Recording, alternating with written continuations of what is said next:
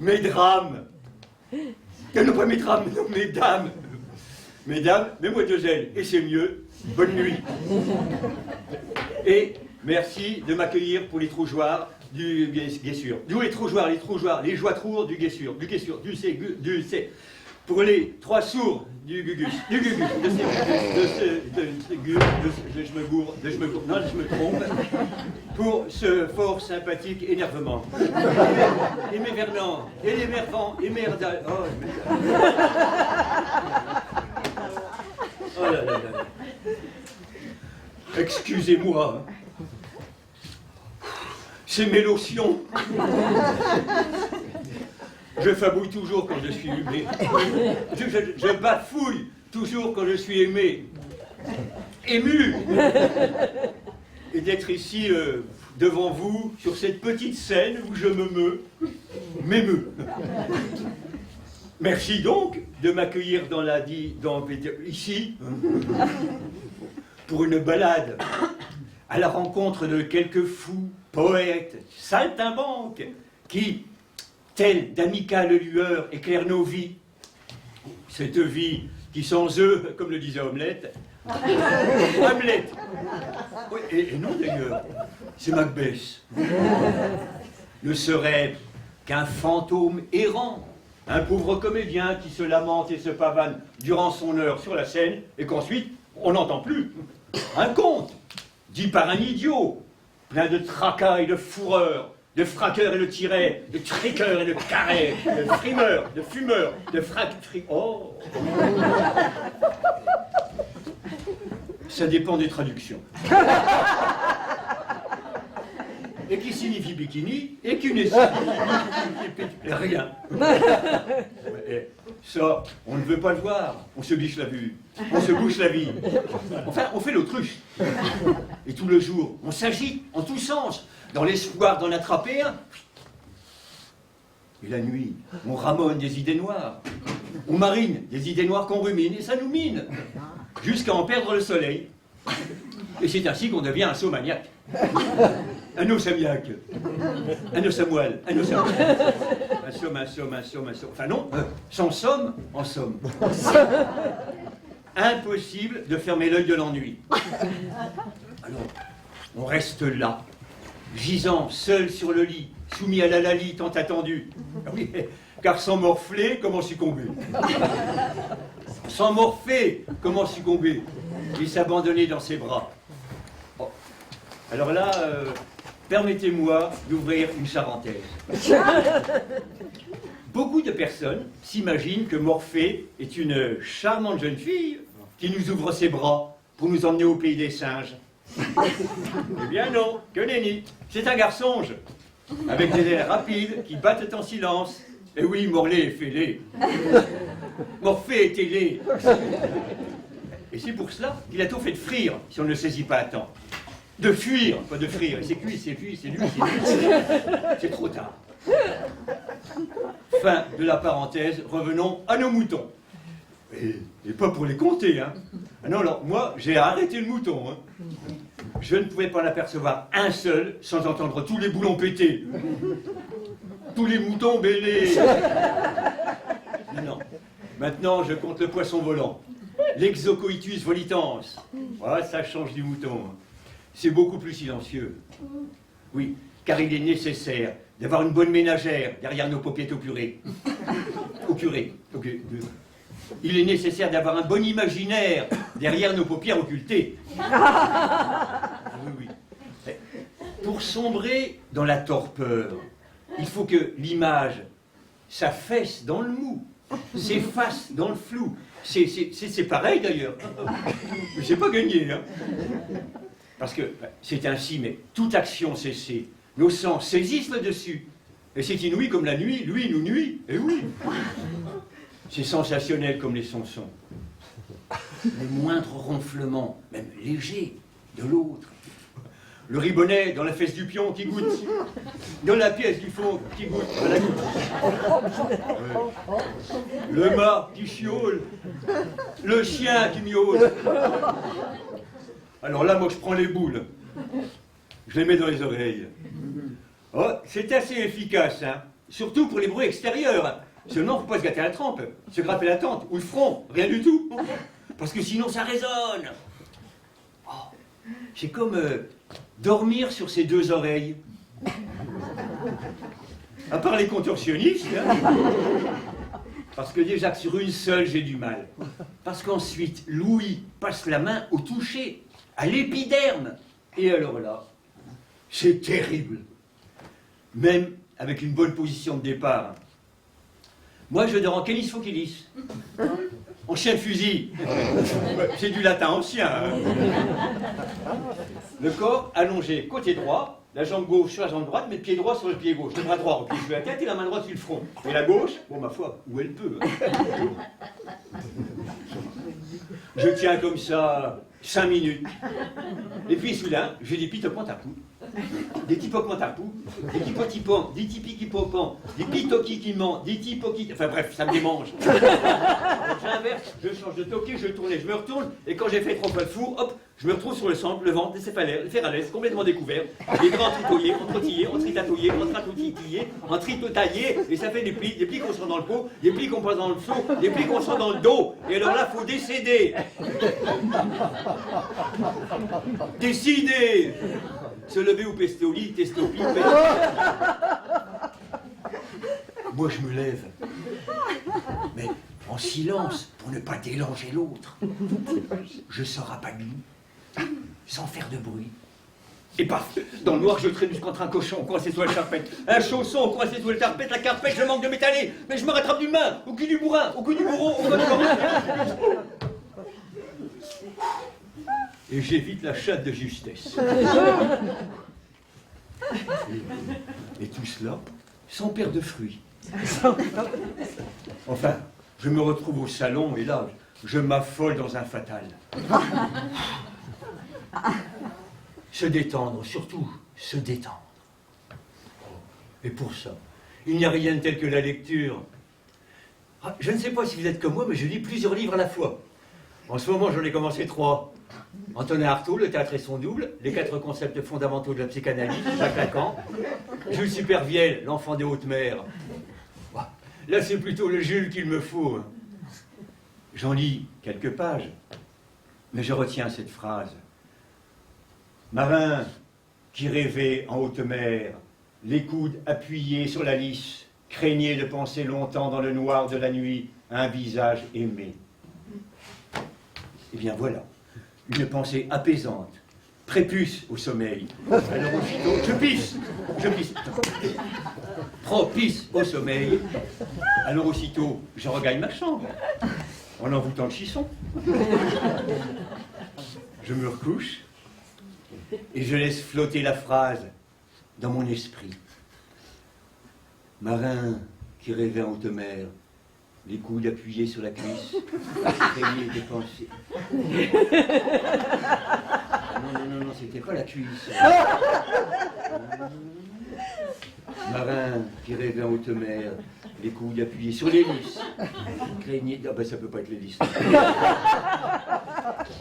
L'hélice, la cuisse, Elvis, pénis... Tournevis... Non ben voilà, il faut que je vérifie.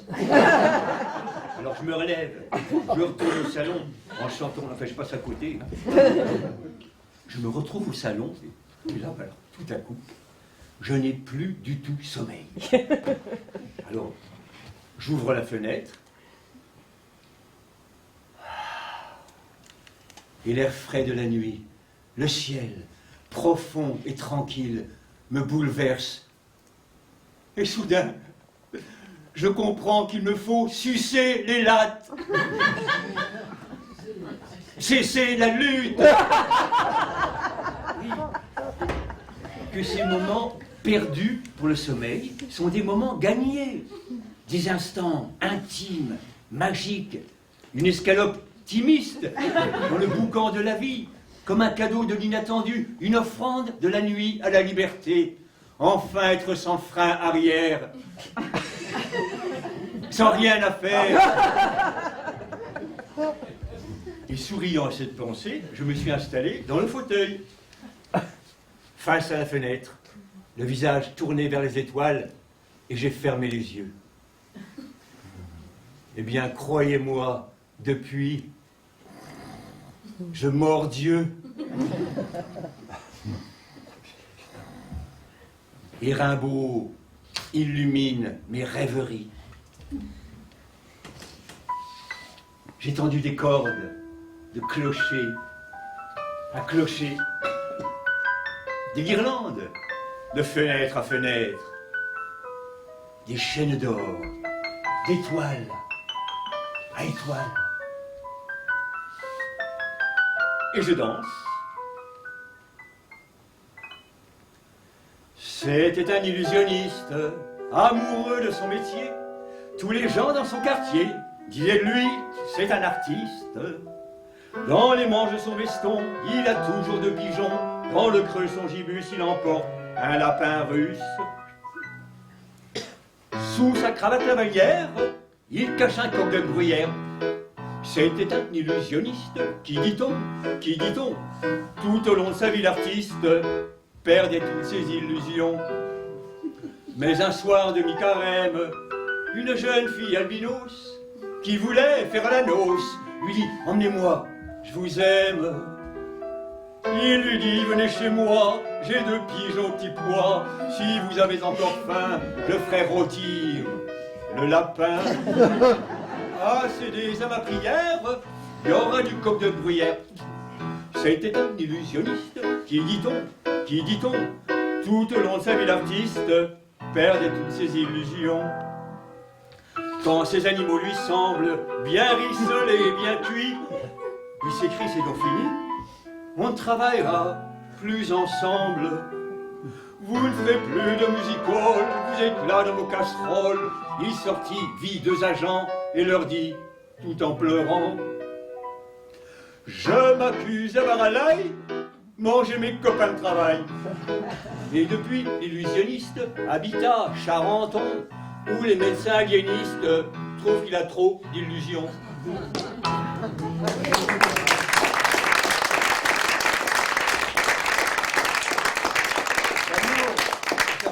L'amour, ça vous rend flou. Ça fourre en vous. Ça vous rend vous. Ça vous en vous. Ça vous rend mou. Ça vous rend mou. Ça moule la cerve. Et c'est un grand mixeur. Deux âmes se les mangent. Excusez-moi, ça ne vous démange pas si je pose mon chapeau. Voilà. Oui. Et pour vous remercier, permettez-moi de vous offrir un petit verre. Plus que poli pour être honnête, plus que poète pour être honni. C'est étonnant, hein? Voilà. Quand je chante ou quand je cite les poètes, je n'ai plus du tout la frange qui louche. La mangue qui chauffe. La gangue qui mourche. La gangue qui chourre. Et j'en vois certains roussir. Si vous pensez que ma difficulté d'évolution, d'écolution est un empidac, on ne dit pas qu'Henri IV, non, tiens, pourquoi Henri IV? Défrompez tout. J'ai une tactique épotoque et je la bloque. Plique. Éléphant d'Afrique. Éléphant fantastique. Et sans osoter, usez-en, sans hésiter, usez-en, faites de faux dévots déculottés. Faites de vos devis décalotés. Faites de vos défauts des qualités. Croyez-moi, ça cache à tous les bouts. Oui, karaoké, enfin obtenir une qualité. Ça demande du travail, hein. Et c'est bien souvent une qualité, surtout aux yeux des autres. Alors qu'un défaut, ça se fout tout seul. Et c'est ce qui nous rend eunuques. Nique. Aussi, croyez-moi, cultivons nos défauts, rendons-les humides et semblables, aimables et sublimes. Et c'est fort de cet adage que je décidai d'encrasser la barrière de comédien. Je me souviendrai toute ma vie du concours d'entrée au Conservatoire d'art dramatique.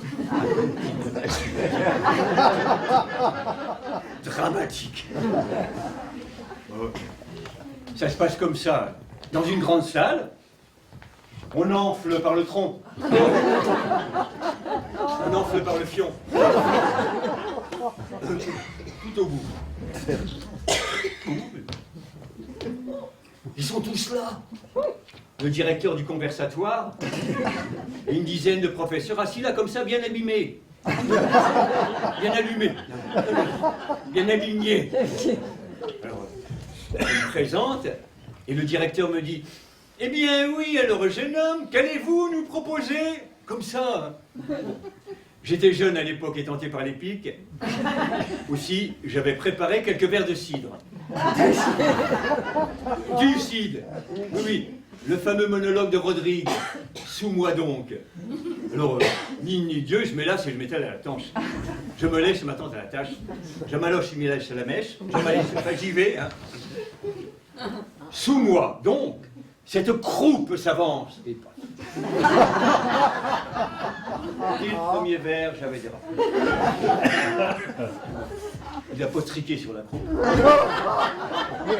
Tiqué sur la croupe. Alors je continue.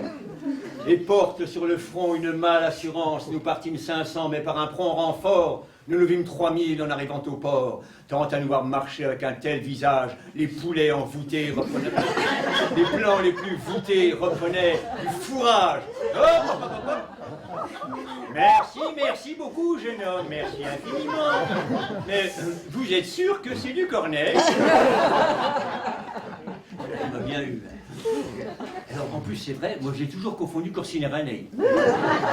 Corail et Sirène, Cornouaille et Sarène. Ranos et Rinaille, Rimon et Nick. Les deux là. Vous voyez? Alors je lui dis, si vous voulez, je peux vous faire un pot de Molière. Molière. Alors il me dit, eh bien oui, soit, allez-y. J'avale une bonne bouffonne. Et hop, j'avale la rate. J'attaque tabac. J'attaque tartuffe. Couvrez ce sein que je ne saurais voir. Par de pareils appâts, les hameçons. Blessés. Cela fait venir de coupables pensées. Mettez dans vos discours un peu de modestie, ou je vous serre le chou, sans tiquer vos parties. Ou je vous serre le cou sans chiquer vos parties. Je vais sur le chiard, sur le chiant, je vais sur le chiot, sur le... ou je vais sur le chiot. Merci, merci vraiment. Merci. On vous écrira. Au suivant. Ils m'ont jamais réécrit. Non, j'avais été relaqué. Ça m'a pas des choux carrés. Hein. J'ai continué, je me suis fermé sur le tas. Et de fil en anguille, j'en suis arrivé là. La la la la la, la la la la la. Mais j'en ai conclu ceci. Les paroles sonnent bien quand celui qui les dit plaît à qui l'écoute. Ah.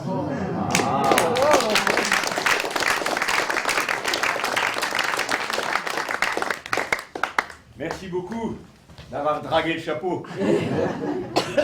Vous prenez bien un petit verre. Ils étaient 4 qui n'avaient plus de tête. 4 à qui l'on avait coupé le cou. On les appelait les 400 coups. Robert Desnos. Ah, les poètes. Mais pour eux, la vie ne représente que des catastrophes. Et ils errent l'air hilar, là où l'art les lit. Et ils ont rien baisé. Ils ont bien raison. La vie, c'est souvent une question de point de vue. La plupart du tu. Tout est dans le ringard.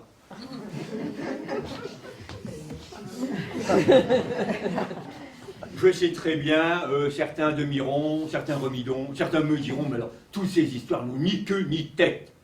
Peut-être, mais elles ont surtout bon dos. La preuve, je saute souvent du coq à l'âne. À l'âne. Firuguez-vous, rifuguez-vous, oui, oui, eh bien que c'est comme cela que je me suis retrouvé sur le dos d'un Camellus dromadairius. Un drôle-à-mer, un dromadaire. J'aurais préféré un chameau. Parce que le chameau, il a deux boches, le macho, on peut se cailler au milieu. On dit qu'un gros machin, c'est beaucoup moins pratique. Hein. Bon, ça peut vous sembler fondu, vous en faites son fil, confus. Pour que vous compreniez mieux le menichement de ma pensée, je reprends au début. Qui n'a jamais rêvé de faire pisser le parrain dans la voiture? Que respirer le parfum, de respirer le parfum de l'aventure et de s'envoyer promener. Puisqu'avec bienveillance vous me pétez les croûtes, j'ai envie de vous faire partager mon désert, ma découverte du désert.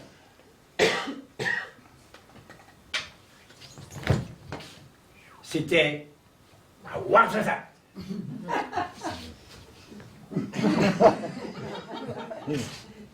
Nous faisions alors un gai petit prout avec Hassan, notre machin. Non. Nous faisions alors un très petit groupe avec Hassan, notre machelier, chalutier, chalumeau. Et d'ailleurs, il n'y en a pas, hein, pour dromadairier. Tant mieux, c'est aussi bien. Bon alors, je vous presse les préparatifs, je vous presse les préparatifs, je vous presse les Premièrement, on se drague avec de longues et amples poils de vieilles branches. Non, on se drape avec de longues et amples voiles de laine blanche qui projettent du soleil. Non, c'est le contraire, qui protègent du soleil. Deuxièmement, s'initier à attacher son sèche autour de la tèche. Tranquillement, sans gagasser. C'est facile, ça pile. S'acharner à attacher son sèche autour de la tèche.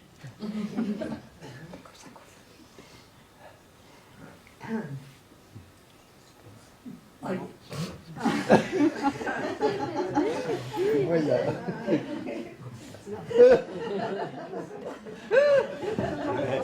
Vous y voir.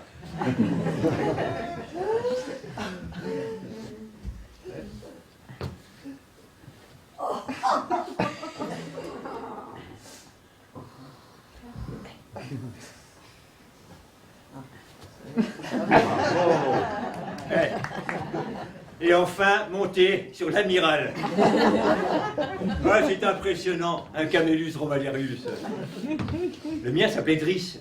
Très élégant, brun, il était mince, il était beau. Il sentait bon le sable chaud, le dromadaire. Non, oh là, qu'est-ce que je vous chante là?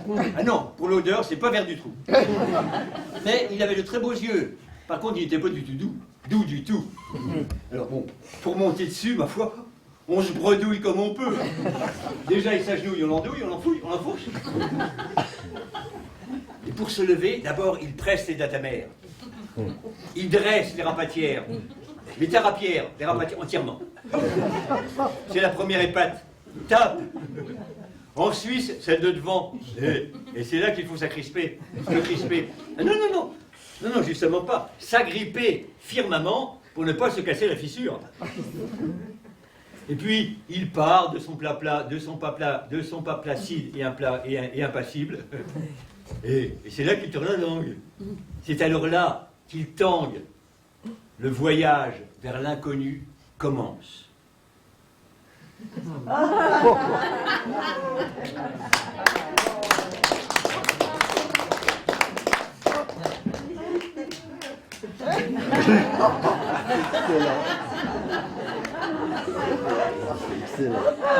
Excellent. On y est, bravo.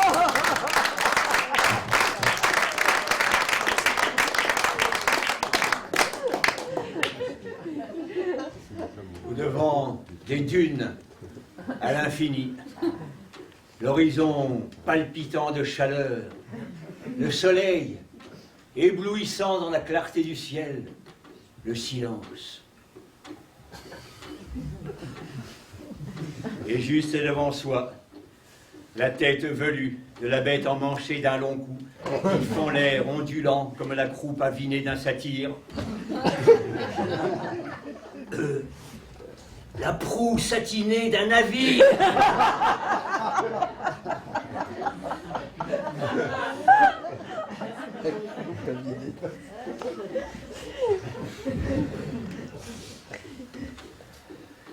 Et peu à peu, l'âme vagabonde dans la monotonie de l'allure lente et balancée du chameau cheminant qui machinalement mâchouille. L'esprit se dépouille de ses pensées.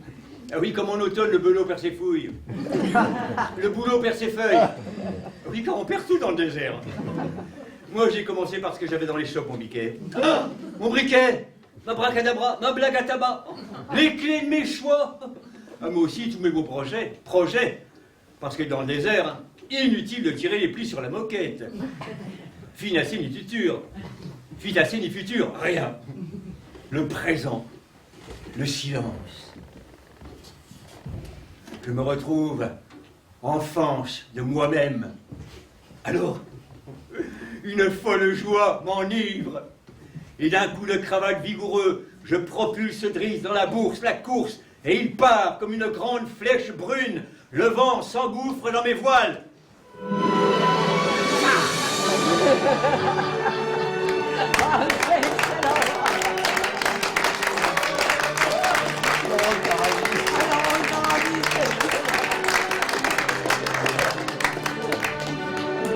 Je suis Laurence d'Arabie et la Kaba. Charles le farouche. C'était Gaulle, chevauchant son bison. Porte ma tête, le vagabond du monde. Tous les héros de mes jeunes années, galopin avec moi sur ma monture.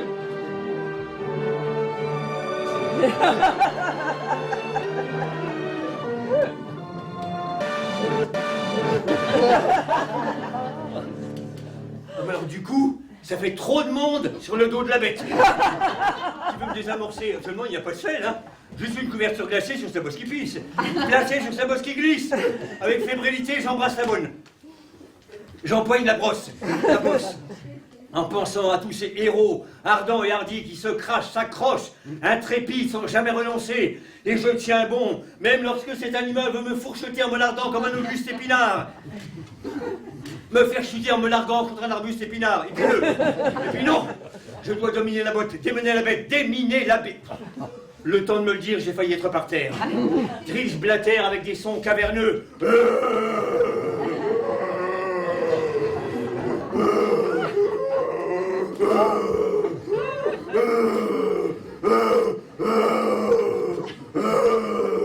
Mais je ne veux pas lui laisser le merdier mot. De badine assénée avec habileté, je lui rive le clou.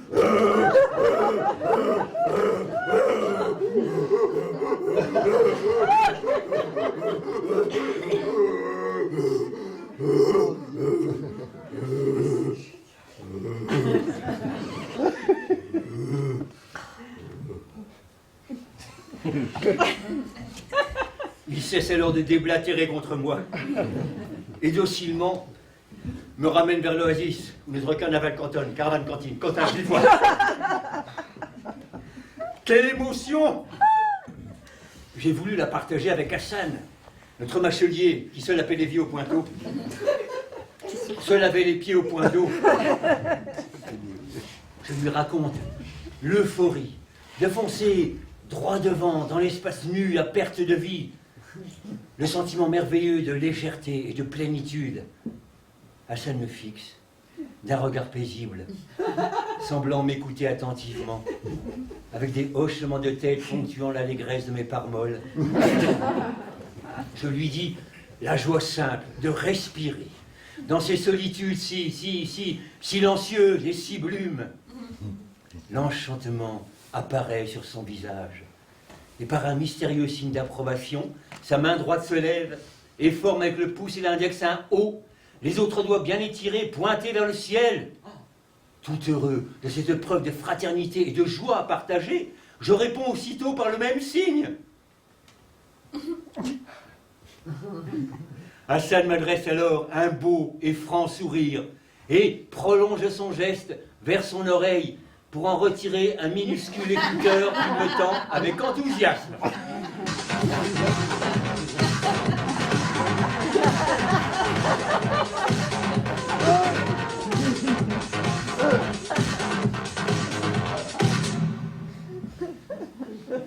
Et j'ai alors compris tout le sens de l'expression prêchée dans le désert. Et c'est ainsi, hein. Nous l'avons chacun nos rêves. Nous avons chacun nos rêves, nos désirs et nos déserts. Mais qu'importe. Léger, de plus en plus léger, désormais, telle est ma devise. Léger au point que je ne peux me rappeler l'âge que j'ai. Le temps, sur moi, n'a plus de prise, et l'avenir m'importe peu. Je frisote mes tempes grises, je suis tout léger, tout léger. Ah, je me sens bien. D'ailleurs, comme disait un ami, si tu ne te sens pas bien, fais-toi sentir par un autre. Non mais vous régalez, hein. Mais j'ai suivi son conseil. Ouais, puisque bon, nous sommes entre nous. Hein. Je peux vous faire un navet. J'ai fait une psychanalyse. Pour essayer de comprendre mes 6 sous d'éduction. Mes soucis de diction. 6 sous, non c'est beaucoup plus cher. Hein. Sans déduction. Et je suis en cure encore. Encore en cure. Encore en cure. Oh, c'est pareil. Bon alors, je ne sais pas si vous avez déjà patriqué. Crapité, tripaqué, pritaca, trapi, enfin, eu recours à l'analyse. Parce que la première fois, en déçu de béance, en début de séance, on a le choix, le fauteuil ou le traditionnel divan. Alors, et vous remarquerez comme on est congestionné par les mirages, conditionné par les images, j'ai choisi le Dieu vivant, le mieux disant, le vœu du vent, le vieux divan. Mais c'est tout à fait naturel d'exister, d'hésiter. Alors, une fois allongé, l'analyste se tient dernière loi, démerde-moi. Enfin, je ne le vois pas. Mais c'est ça l'important. Hein. Au début, il n'est qu'une orteille qui nous écouille. Hein. Une oreille qui nouille, une oreille pour entendre, une oreille qui parle parfois. D'ailleurs, c'est lui qui a commencé. Il a dit oui. J'avais encore rien dit. Mais j'ai compris que son oui n'était pas une réponse mais une question. Alors j'y suis allé directement et j'ai dit eh bien voilà, j'ai l'entonnoir vrillé. Il y a eu quelques secondes de silence et il a dit oui. J'ai compris qu'il m'invitait à une explication. Alors, je lui ai dit, bon, c'est une image, hein. Je parle d'un tout noir, d'un taux noir. C'est pour vous expliquer que si ce con c'est bien soi, que bien que si ce con ce soit, que si bien que soit ce con si que soit, ne s'énonce pas toujours clairement. Chez moi, la pensée est droite, mais le verbe courbe. Alors, en imaginant le cerceau comme un veau, comme un entonnoir, ça part guitare, ça part guitare, ça part la guitare, ça part la grande embouchure. Alors là, tout va bien. Les pensées mises en pot sont écœurantes. Ah non! Les pensées mises en mots sont cohérentes. Non, non, c'est quand ça passe pour le petit bout que ça sent bon les fricottes. Ça sent bon les biscottes, ça François les bigotes. Ça prend les fricottes, ça prend les... Oh là là. J'aurais pas dû dire ça. Enfin bref, j'ai les consonnes qui jouent à saute-mouton. Et quand ça passe par la bouche, la mélodie démaudit et démolit. J'ai une perte de sortie, quoi. Alors il a dit... Oui. J'ai compris qu'il m'invitait à continuer. Alors, je lui ai dit, bien sûr, j'aurais pu vous prendre l'image du terroir, l'étage du miroir. Non, non, non, l'image du tiroir. Oui, du tiroir à couvert. Oui, parce que, alors, quand j'ai une idée, une pensée qui me traverse l'esprit, voyons. Ah, voilà. L'imaginaire n'est que le tortillement du connu. Hop, je la mets dans le tiroir. Et quand je rencontre un ami, tout content, je lui dis « L'ami ne génère que haine et tortillement de nos culs. » Et forcément, je suis mal compris. Non, non, j'ai tiré trop fort sur le tiroir, les boulant comme mes mères, les boulant comme mes lots, enfin tout est dans la carrière, dans le désordre. Mais c'est tout à fait différent hein, quand j'ai mis les crocs. Hein. Ah, ça, j'ai l'écriture facile, ça file, ça file, ça file. J'en écrirai des bouquins avec tout ce que je peins. Non. C'est l'émission des mots qui, sous l'émotion, mollit. Et ça vient certainement de ma petite enfance. Hein. Déjà tout petit, j'avais du mal à parler, du mal à l'armer, et même en famille. Hein. Je restais quoi? Quoi? Quand j'étais avec mon rep, mon père. je ferais péter l'écouter, je préférais l'écouter, mon père. Je suis resté des années comme ça, contemplatif. Enfin, actif d'ailleurs, pas tellement. Hein. Et puis, bon, il arrive un âge où il faut bien oser coller aux filles. Oser gosier aux quilles. Oser gosier aux filles. Oser gosier aux gosier. Mais bon, si pour certains c'est aisé, pour d'autres c'est beaucoup plus décalé, délicat, complexe.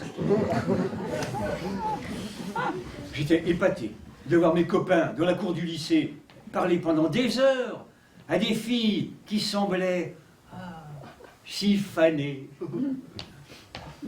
Moi je boudais debout, seul dans mon coin, et je gigotais. Quels seins, ces plots magnifiques qu'ils tiennent. Quels sont ces plots? Quels sont ces simples plots?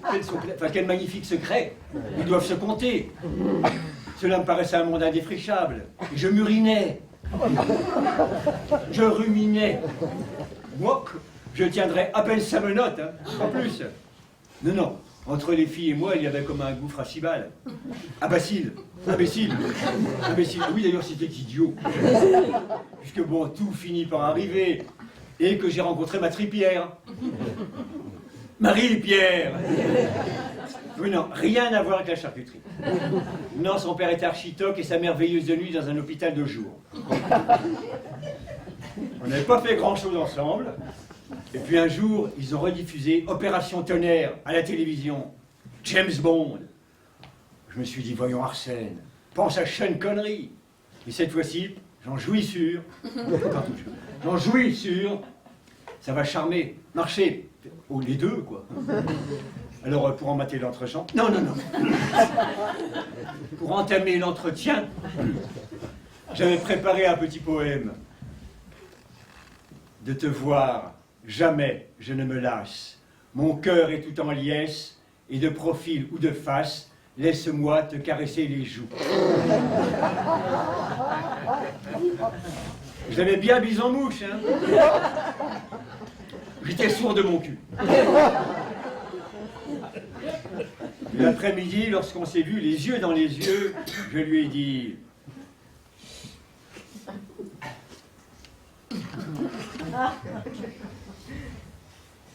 Rien. J'ai eu comme un hoquet, et j'étais fou, et j'ai tout fait. Enfin, j'ai tout fait, non. Je suis resté tagnatisé, bouche bée, les yeux dilatés d'angoisse. Mais j'ai bien vu passer dans son regard un certain désarroi, et elle a paniqué. Hélas. Elle a filé. Pour une fois que ma parole n'avait pas dessapé ma pensée. Mais bon, depuis, ça s'est nettement amélioré, ça va beaucoup mieux. Ah, je n'ai plus peur d'agresser la parole à quiconque. Hein. J'ai ouvert les vannes et ça coule comme un flot insensé, un flux incessant, un torrent impétueux de mots qui chotent, mots qui chutent, tournoient, virevolent, tapés, aspirés comme par un trou noir. Oh, un trou noir, entonnoir. Vous voyez comme on en revient à mon entonnoir du début. Alors à ce moment-là, je l'ai entendu se lever. Et il a dit, bien, amour dit Prachin.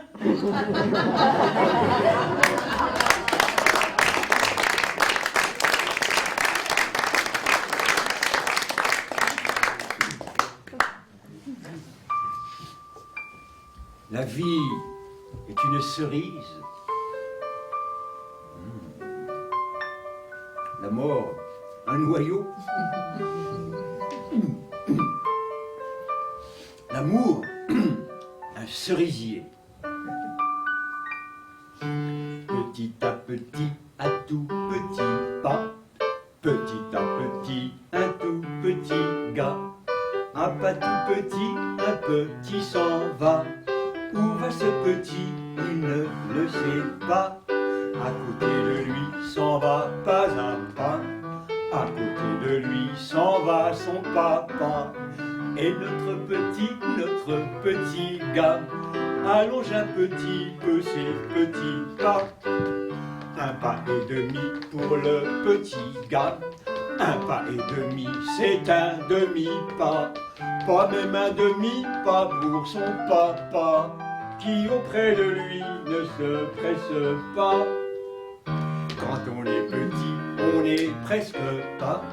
Quand on est petit, on ne compte pas. Petit à petit, on presse le pas. Et notre petit compte sur papa. Le pas si petit pas.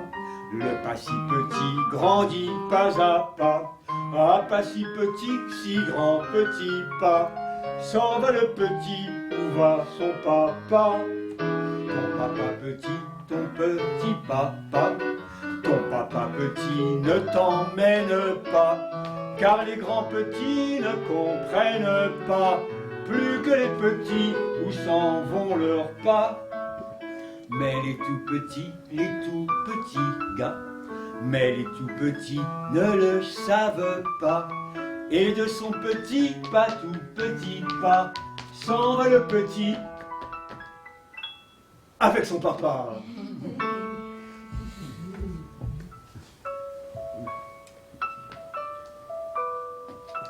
Moi, quand j'étais petit, j'étais angoissé quand venait l'heure d'aller me chouquer. J'étais tiré rosé à l'idée de fermer les yeux, m'engourdir et ne plus jamais me réveiller. Alors, je prenais mon doudou, mon oreiller, et j'allais m'installer confortablement sur le Robert de la Phoniâtre.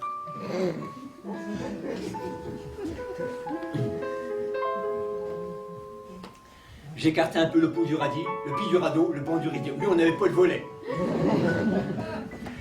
Je contemplais la lune. Elle est rassurante, hein. Surtout lorsqu'elle est ronde. Et en plus, elle est habitée. Comme dit Francis Blanche, la preuve, il y a de la lumière. Et souvent, je me suis posé là pour méditer, la nuit dans la lune, le jour dans les nuages. Mais peu à peu, ma pensée se dénudait de ces douces certitudes puériles pour me révéler l'apparence de la fesse. La paresse de l'enfance, si tendre et parfois si douillette. Mais c'est alors que l'innocence s'effrite et que le doute s'insinue dans cette pensée ainsi nue. La peur s'empoira de moi. Me voit-on? Me sent-on? M'entend-on? Et mes moutons? M'aime-t-on? Suis-je bien compris? J'en ai fait des drôles de rêves et des cache-morts à cette époque. Une nuit, je me réveille en cerceau. J'ai du vieux hareng autour de mon lit. J'ai vu Dieu errant autour de mon lit. Oh, je l'ai reconnu tout de suite. Il ressemblait au Père Noël, en moins rouge, avec une grande barbe blanche, et vêtu de franges étrusques. De frusques étranges. Il semblait flotter dans l'air à mes pieds. Je le regardais sans crainte, il souriait. Et peu à peu, son visage se transformait. Sa barbe blanche se dispersait sur mes draps. Son corps s'évaporait. Sa forme s'évanouit. Et bientôt, ce ne fut plus qu'une voix, au fond de moi, qui me fit cette étonnante confidence. Je ne suis pas là où tu le penses, ni celui que tu crois. Oh! Tout étonné, je demandai, vous n'êtes pas ces lois que je crie? Ces lois que je crie, celui que je crois? La voix répondit, tout est faux, tout à fait. Je ne suis pas celui qu'agité d'effroi, vous pillez, qu'agité de foi, vous priez. Ah zut, je m'en mêle. Je suis peut-être un peu vieux.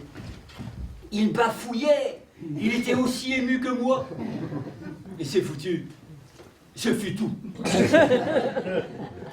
À mon réveil, je répétais très vite ces paroles pour ne pas les oublier. Je ne suis pas semblable à celui que vous croyez. Je suis peut-être un vœu pieux. Un vœu pieux. Oh. L'un de nous deux s'était trompé, ou l'autre.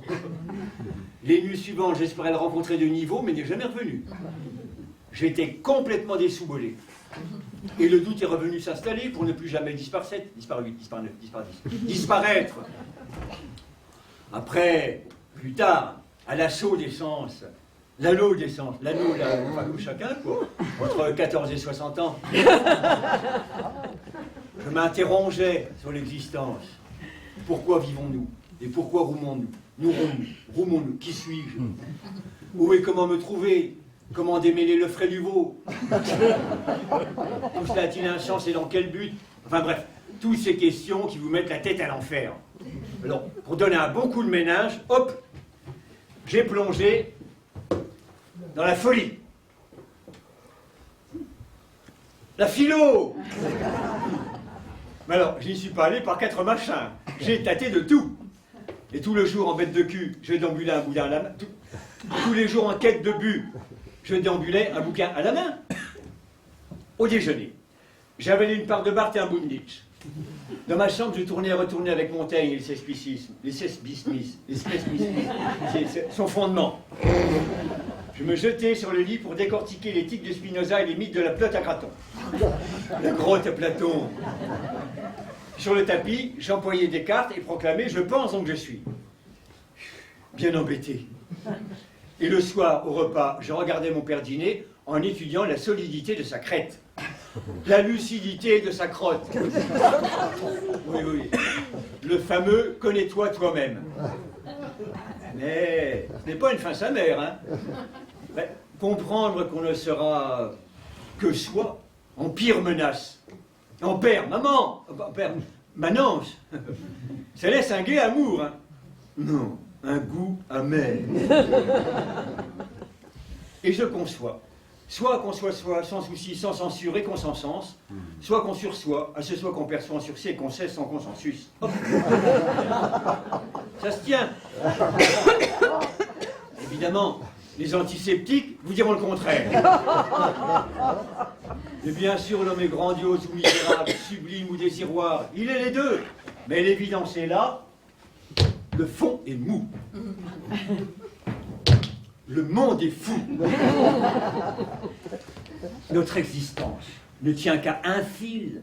C'est un contrat magique, un combat tragique, un match arraché-né, un match arraché-né, un match arraché-né, un match consubstantiellement complexe entre la vie et la mort, et dont le résultat est bien connu. La vie perd au point et c'est la morsure.